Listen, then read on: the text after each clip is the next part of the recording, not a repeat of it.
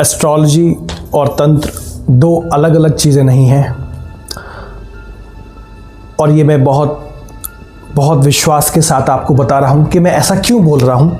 इसके पीछे का एक्सप्लेनेशन भी मैं आपको इस वीडियो में बताऊँगा।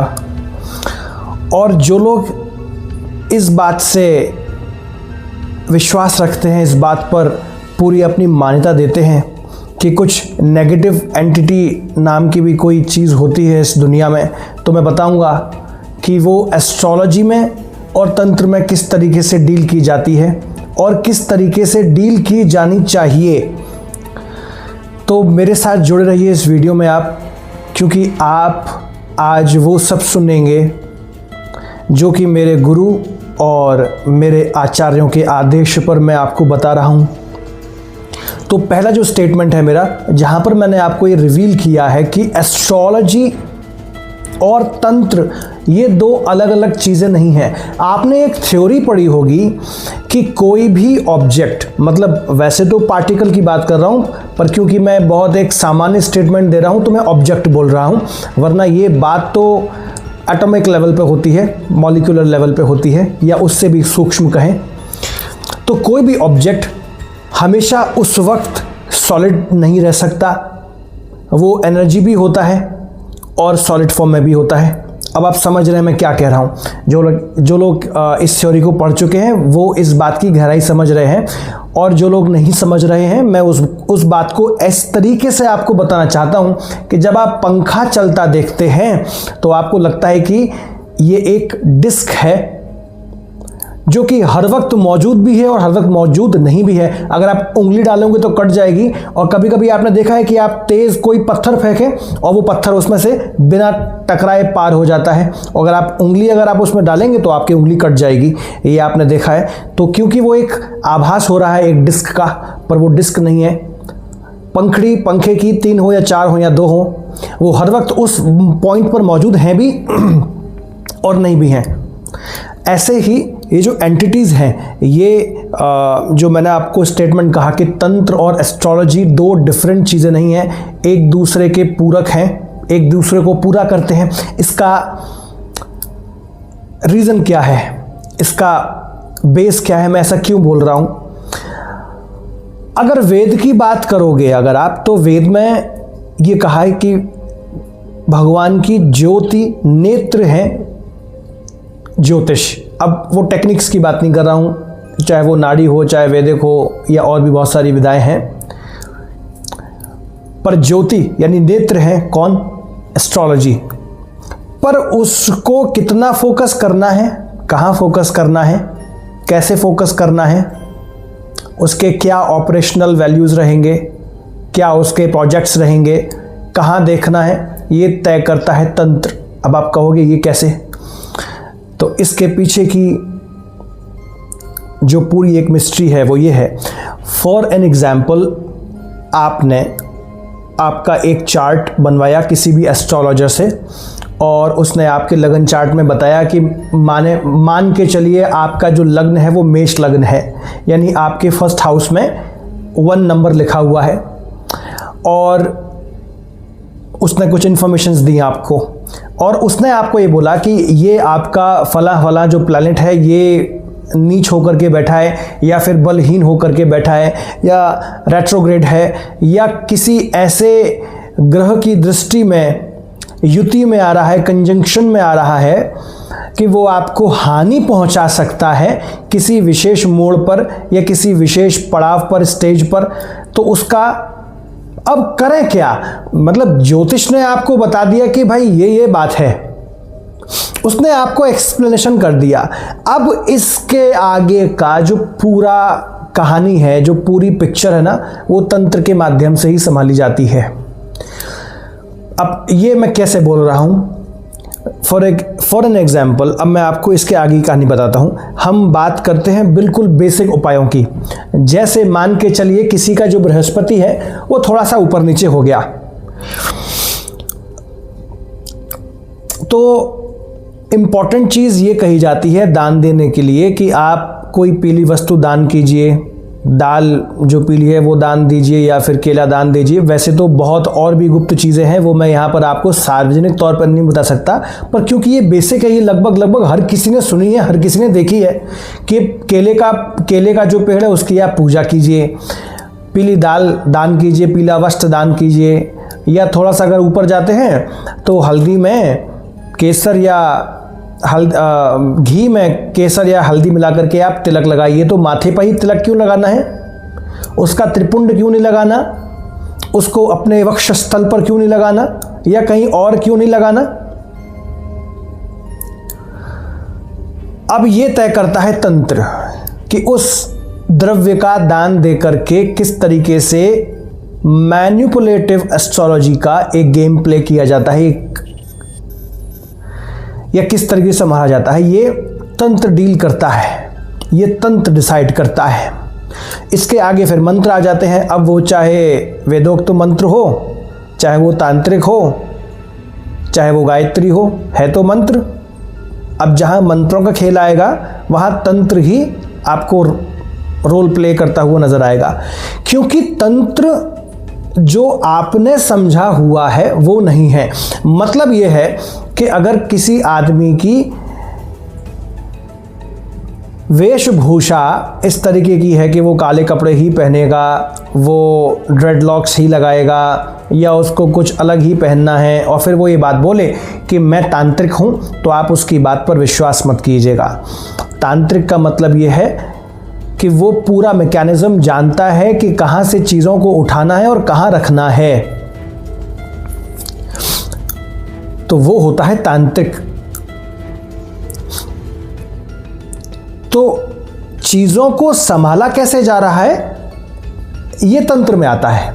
अब इसके बहुत सारे इसके विषय हैं, जैसे कोई कौल में है, कोई अघोर में है, या कोई और में है, कोई कपालिक है, वगैरह वगैरह वगैरह, और भी इसके बहुत सारे हैं। ये टॉपिक मैं यहाँ पर आपको डिस्कस नहीं करूँगा, क्योंकि वो कुछ गहराई का टॉपिक है, वो इस तरीके से डिस्कस किया भी नहीं जाना चाहिए। अब क्योंकि राहु देव हैं और मैया की आज्ञा से ही वो सब काम करते हैं, तो ऐसी चीज़ों पर ही लोगों का मन जा रहा है, जो कि सामान्य बात नहीं है। मैं किसी का नाम नहीं ले रहा, कोई एस्ट्रोलॉजर या कोई तांत्रिक या कोई मांत्रिक या कोई भी हो, वो किसी भी फील्ड से हो, वो ऑकल्ट साइंस से है, मान के चलो आप, ठीक है, वो ऑकल्ट सब्जेक्ट में है किसी भी चीज़ में। अब वो आपको एक बात बोलता है कि आपको पता है कि हर वक्त नेगेटिव एंटिटी आपके पास मौजूद है, हर कोई होता है। क्या उसने देखा? नहीं देखा, पर वो इस बात को इस दावे से, इस कॉन्फिडेंस से आपको इसलिए बोल रहा है क्योंकि ये बात करने पर, ये बात खोजने पर, ये बात जानने पर, बताने पर, रहस्य पैदा करने पर, एक खोखला आवरण पैदा करने पर, एक झूठा कॉन्फिडेंस देने पर राहु देव उसको कंपेल कर रहे हैं, वो मैया के आदेश से।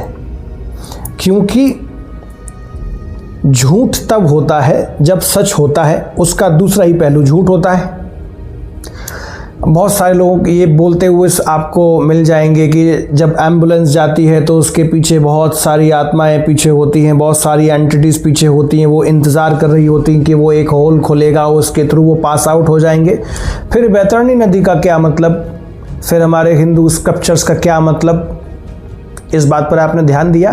पर क्योंकि ये बात वो भी नहीं जानते कि वो क्या बोल रहे हैं। कुछ बातें सच हो सकती हैं, कुछ बातें, ध्यान दीजिए, कुछ बातें सत्य हो सकती हैं, पर क्योंकि ये जो तंत्र है ये इतना गुप्त है, इतना रहस्यमयी है, इतना सीक्रेटिव है कि इसको जानने में, इसको उघाड़ने में सारी चालबाजियां की जा रही हैं। तो इस चीज से बचें। खैर, मैं आज आपको एक बहुत इंपॉर्टेंट टॉपिक ये बताने वाला हूं कि अगर आपको ऐसा लग रहा है कि कुछ नेगेटिव एंटिटी, कुछ नेगेटिव एनर्जी अगर आपके साथ डील कर रही है, अब वो चाहे किसी के द्वारा भेजी हो या आपके ही किसी काम से आपसे जुड़ गई हो, या आपकी कोई गलती हो, चाहे वो जानबूझ के की गई हो या फिर अनजाने में की गई हो। अब उसको डील कैसे किया जाए? देखो, इसके दो रास्ते हैं। पहला रास्ता तो बहुत कॉमन है कि आप किसी इंसान के पास जाइए जो इस चीज़ में डील करना जानता हो, उसको आप बोलिए कि इस तरीके की बात है, वो इस बात का निवारण कर देगा। पर क्योंकि मैं इस बात की कोई गारंटी नहीं दे सकता अपने खुद के अलावा कि कौन आपसे क्या कहेगा, किस तरीके की डीलिंग कहेगा या करेगा। कुछ लोग हैं बहुत अनुभवी हैं, बहुत लोग कुछ जानते हैं, आप उनके पास जाइए, आप मेरे साथ भी संपर्क कर सकते हैं। अब यहाँ पर मैं कॉमन चीज़ बता रहा हूँ, एक कॉमन क्रिएटिव चीज़ बता रहा हूँ आपके लिए कि आपको उस चीज़ से कैसे डील करना है। अब डीलिंग करने का एक मेथड है, उसको आप पेन डाउन कीजिए या मेरी वीडियो को आप सेव कर लीजिए। मैं उसको लिख नहीं पाऊँगा क्योंकि ये मेथड मैं आपको बता रहा हूँ। पहला मेथड ये है कि जब आपको ऐसा लग जाए कि कुछ एंटिटी ऐसी है जो आपके साथ, आपके आवरण में, आपके साथ हस्तक्षेप प्रणाली में अगर आ गई है, अब उसको निपटाया कैसे जाए, उसको हटाया कैसे जाए। तो पहली बात तो ये, इस बात को आप एक्सेप्टेंस दे दो। अगर आपने कहीं से इस बात को जान लिया है, मान लिया है, उसने अगर ऐसा आपको बता दिया है, अपनी प्रेजेंस बता दी है, तो इस बात को मान लो कि हाँ ऐसा है। अब एक्सेप्टेंस देने के साथ साथ उसको आप नकार दो। नकारना कैसे है? मान के चलिए कि कोई एंटिटी है, उसका नाम कुछ भी हो सकता है, मैं नाम यहाँ पर नहीं बोल रहा। अब आप पहली बात तो उसको आप ये बात बोलोगे कि तुम्हारी प्रेजेंस मुझे परेशान नहीं कर सकती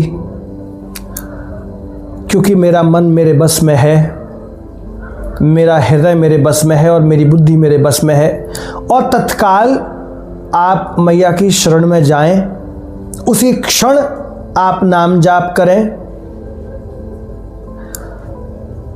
और प्रतिपल अपने मूलाधार की तरफ आप जाएं और उसके प्रति कुछ आप कर्तव्य निभाएं। क्योंकि ये जो चीज़ें हैं ना, ये आपके आवरण में घुस करके आपकी ही एनर्जीज को डिस्टर्ब करती हैं और सबसे पहला ये प्रभाव आपके चंद्रमा पर डालती हैं, यानी आपके मन पर डालती हैं।